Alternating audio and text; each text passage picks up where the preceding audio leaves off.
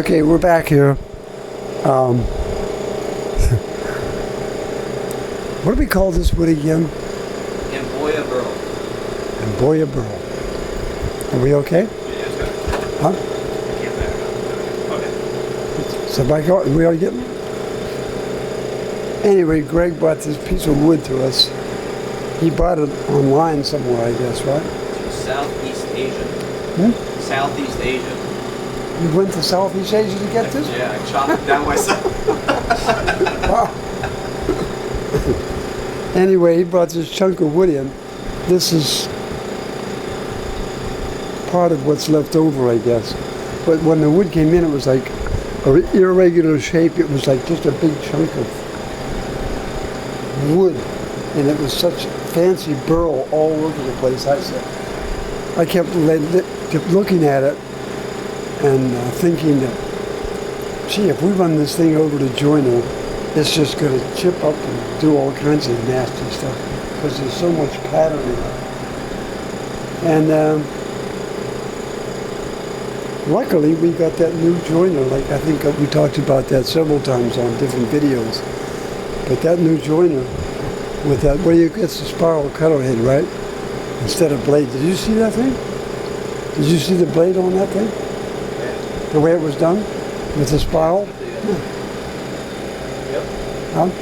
Yeah, that's really, style, right? yeah, instead of having blades, it's like a small. Anyway, one of the first things we did when I got that joiner was take that block of wood of yours and run it over that. I figured if it's not going to chew this thing up, it's a good, and it didn't. It cut real nice and clean. So I said, well, I guess we'll do it. Anyway, we made him his base out of this wood. Most of it's that wood. Of course, there's other woods involved. You're not going to make a neck out of this thing, that's for sure. A neck made out of that would probably go, Yeah. It would look like the Pacific Ocean. And Greg said when I got the microphone in my hand, he says, well, are you going to sing something, Carl? I said, no, not really, but I might. At last, this bass is finally done, and to tell you the truth, it wasn't much fun, but here it is at last. Skoo-doo-doo-doo-doo-doo-doo, ba-doo. That last note, that was a flatted seventh, you know. Anyway, let's see if we can get this thing out of here. Oh, you already have a look at that. All right, Greg, you ready for this? Can I close my eyes? You can do it. Hey, look out. Okay, kid, you're on. Get that. Oh man, it looks Oh, there's awesome. the red heart. This is the red heart I was talking about. Okay. Nice. That's crazy. Like, yeah, I was telling Pete, like, you guys always amaze me still with everything you guys. The old stuff from your first book you've ever made to the newest stuff you made. I think it amazes me even most because I can't do it. Anybody can do it. I can put anybody can do it. It's pretty crazy. This is the home voice. So good, this is woman.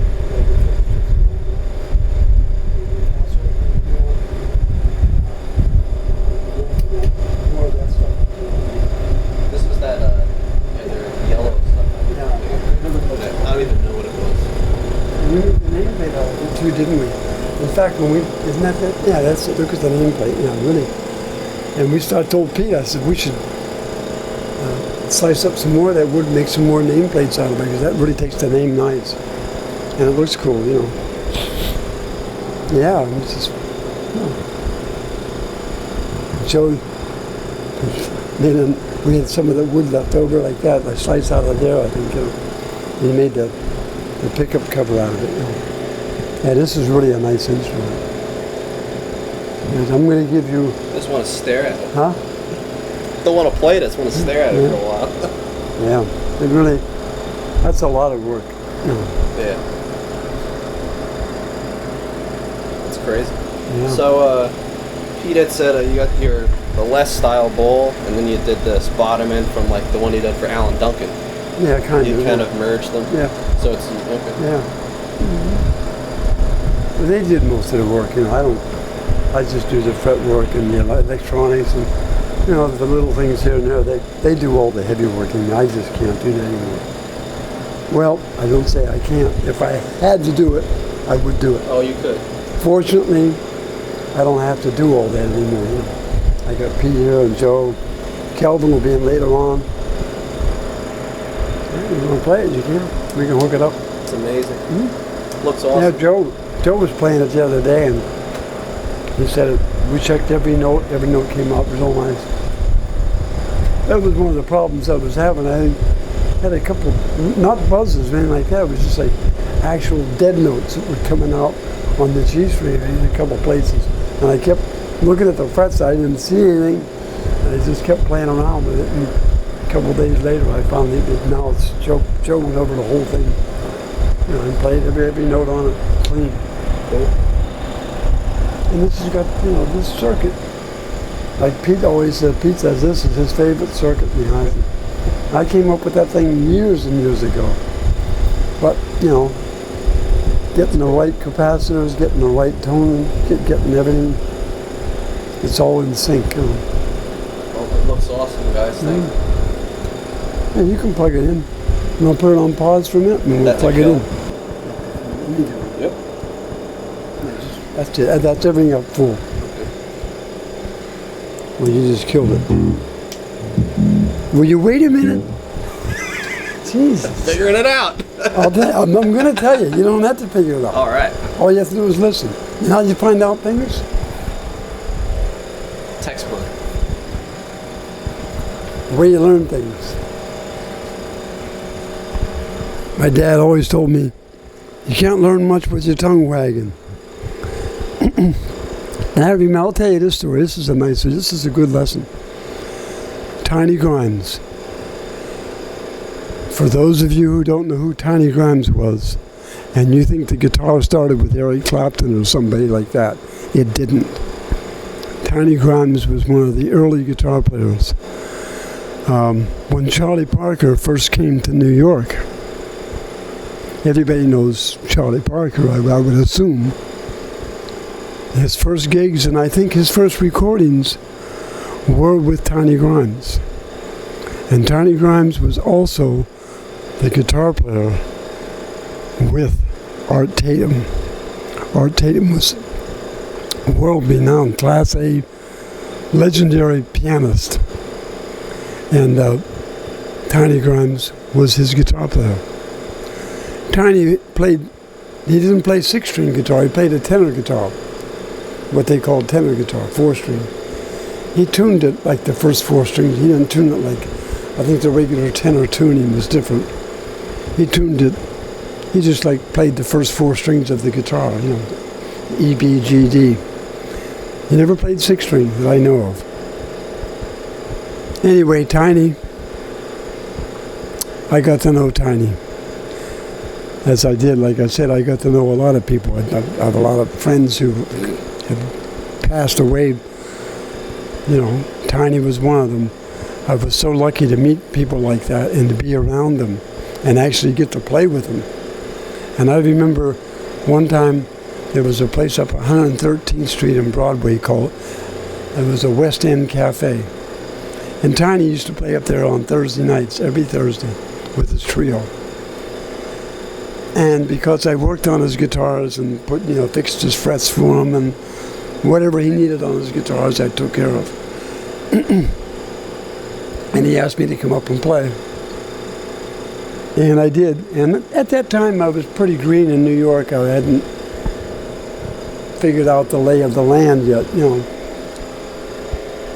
And I remember one time when I was playing with Tiny, and I guess I was a little bit excited. Who wouldn't be playing with Tiny Grimes, you know? And I did a little too much of this, too much talking on the guitar, so to speak. I was playing more than I needed to play, that's for sure. And at one point, I'm going to put the microphone down so I can show you what Tiny did. He looked at me, he says, I was playing, I'm just doing all kinds of, a bunch of stupid stuff, I guess, you know. Tiny looked over at me and he says, Carl.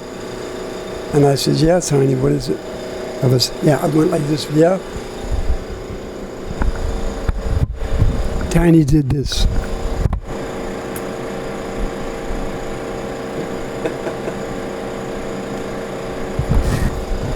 That was a big time lesson, I can assure you.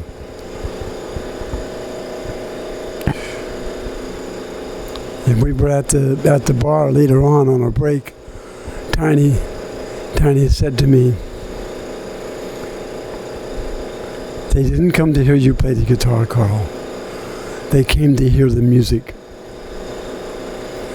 That's a big time lesson. All you want to do is play the music. All you want to do is relax, do it. Anyway, no big deal. You're cool. Just play something if you want. This is the volume, that's the tone.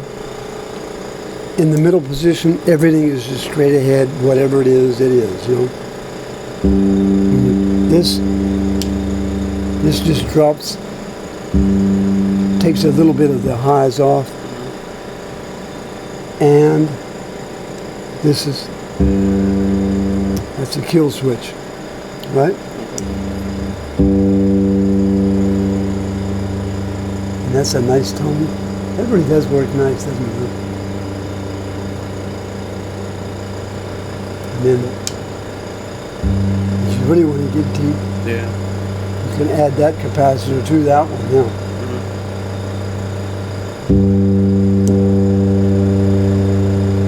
Everything's just normal right there. Everything's going straight through. And we're just going through like this little amplifier. It's not a big set, you know. This is like, I've had this thing for a zillion years. It's an old Barker's Berry. We use it here in the shop. Hey, you want to play something? Go ahead.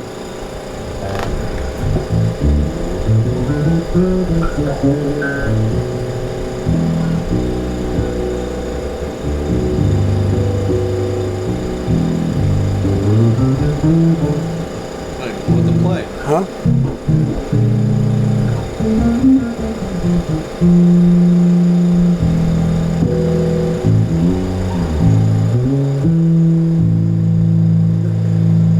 Is that it? It's clean, you know?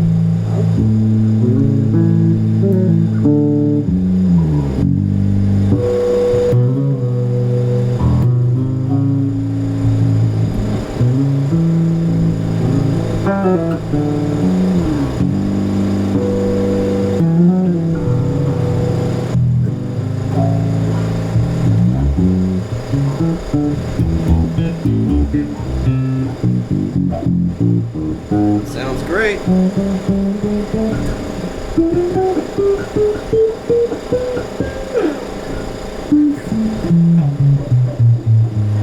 You know that the idea of having all those frets up like that 29, whatever the hell it is, Yeah, I don't 30. even know what to do with those. Yeah, I didn't either. When I made Stanley's piccolo bass, I just did a fingerboard was long enough, and in those days, I didn't have templates for cutting the slots. I did it all with a ruler by hand. You know, me and whoever showed up to help me do it. You know. And I had a piece of wood that was long enough, so I just went out as far as I could. Then everybody said, "Wow, that's really cool." Give me. I want 9 million frets. You know. Yeah, right. What are you gonna do? You're a bass player. What are you doing with notes like that? You know. Yeah. But hey, it kind of comes with the package now. You know. And they've all heard that Stanley Clark story a million times about his piccolo bass. You know. So. Yeah. But that's part of it too. Yeah, a lot of people just they had no idea where some of these ideas came from. They just, it wasn't like I sat down and said, "Oh, I think I'll make a 29 fret and 30 bass." You know, it just happened.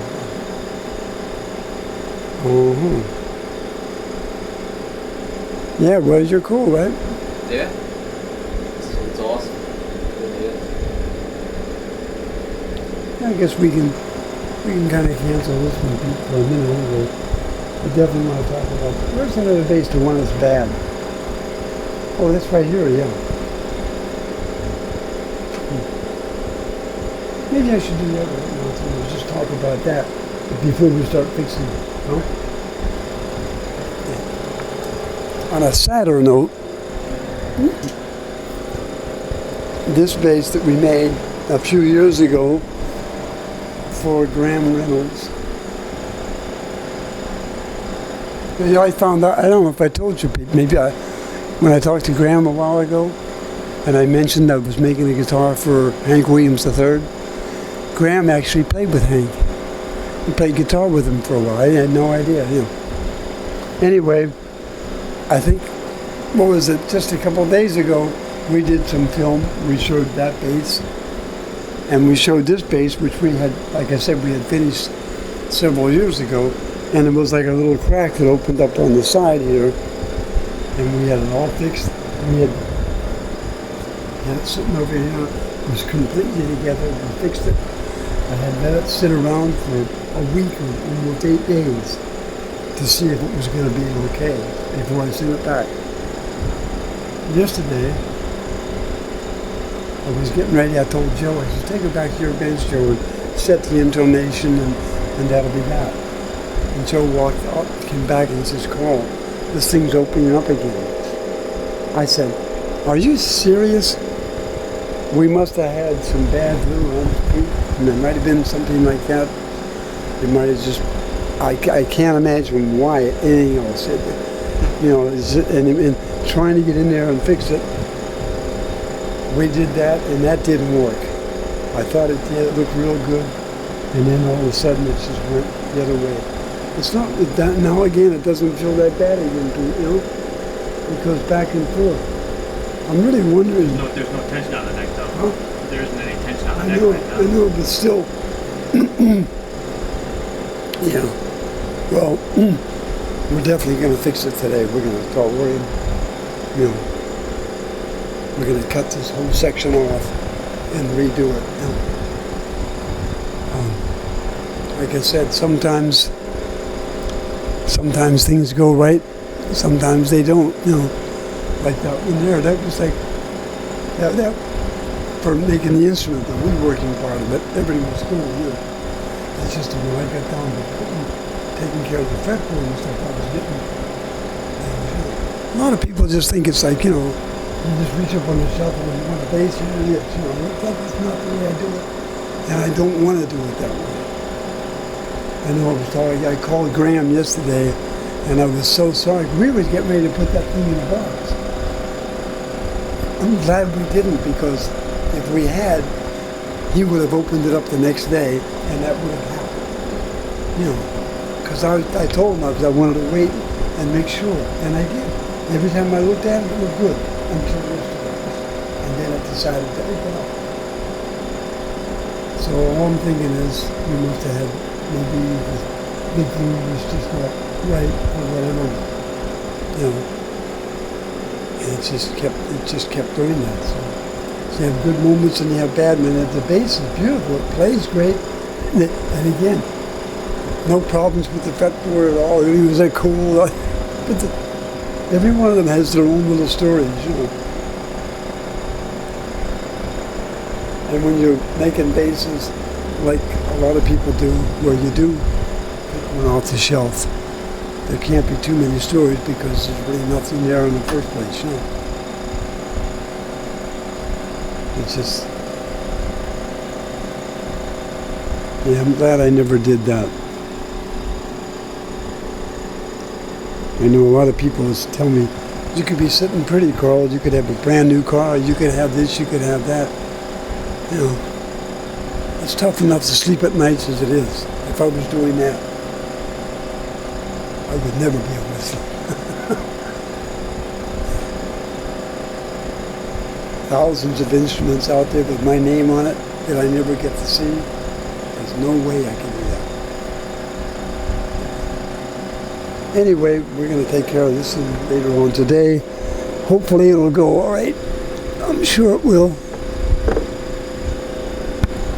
Anyway, You have any things to say to these marvelous people who are watching this video?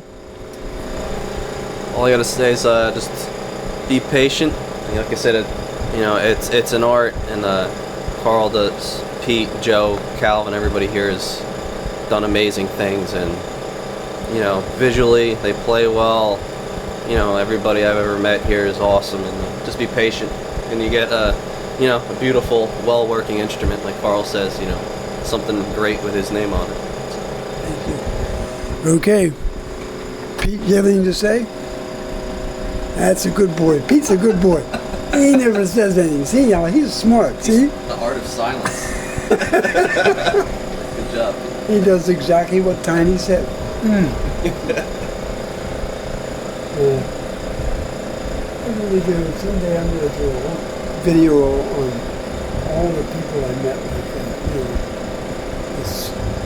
I know a lot of people out there, like, especially in today's society with everything happening so fast, everything is like instant, You forget about some of the people who really did do a lot for the guitar long before, and nothing against Eric Clapton or Jaco or anybody else who came along later on. But there were tons and tons of people who actually were great guitar players and great bass players. I think a lot of young people probably don't even know who they were, and you really should. It's like, we're back in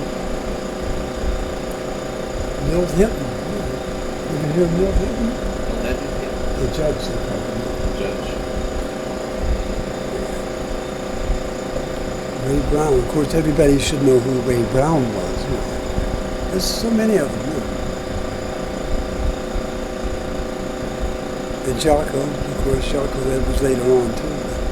But one of these days I'm going to do that, because there was like tons and tons of guitar players. Chuck Wayne, Artie Ryerson, Alan Hanlon, Barry Galbraith, Joe Puma, Al Casamente, Al Caola, Tony Mottola. It's endless. Guys who really played the guitar great. Barry Galbraith, I forgot.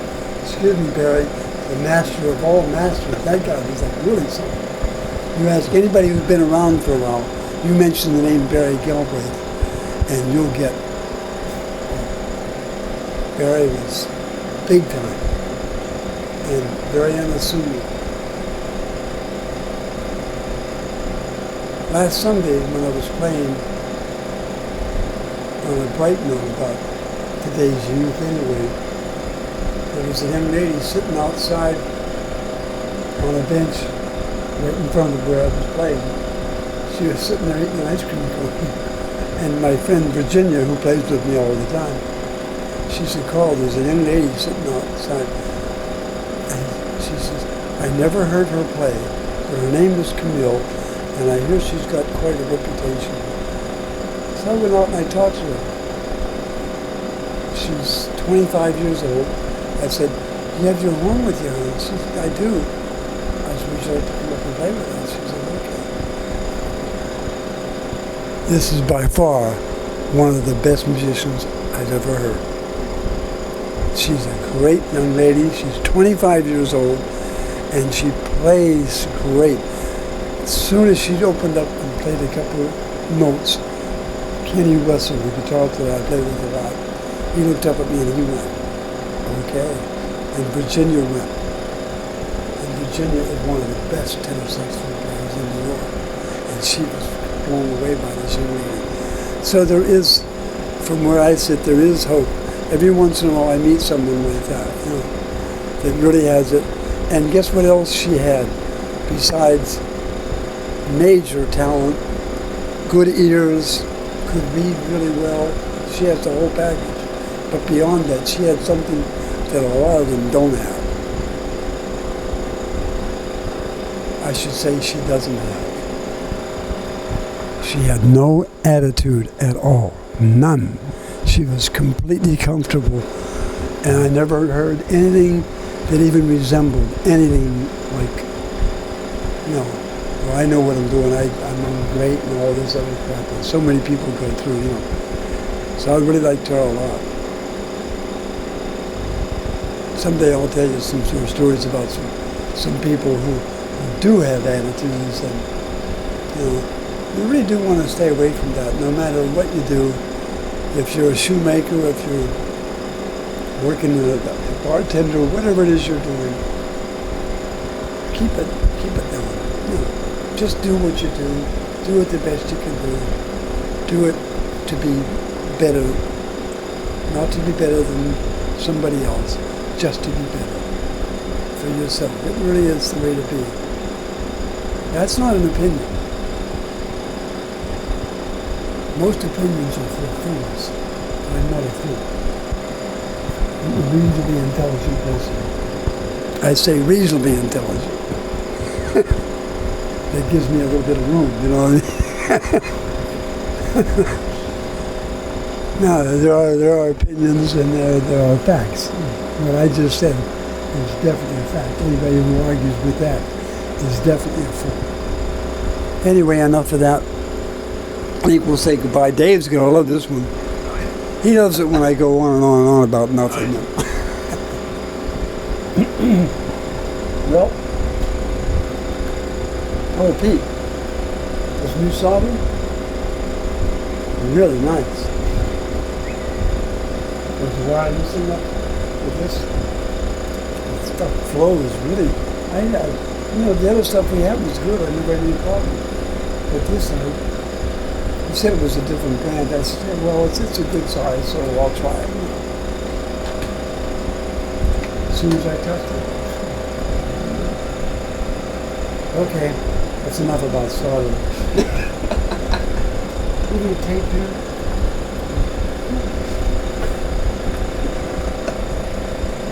This is two-sided tape, too. That would work, man. Should I sing the other song? How about a goodbye? How about a goodbye? A final goodbye. For the bass. There is a song called Goodbye. Did you know that? This is Benny Goodman's theme song. That's his closing song. Can't remember the lyrics. That was long ago. No use to lose it. Let's say farewell. Let love die. Goodbye. Great tune. Anyway, goodbye, Greg. You want to say goodbye, Greg? Bye, Greg. Bye, Pete. Bye, Carl. Thank you.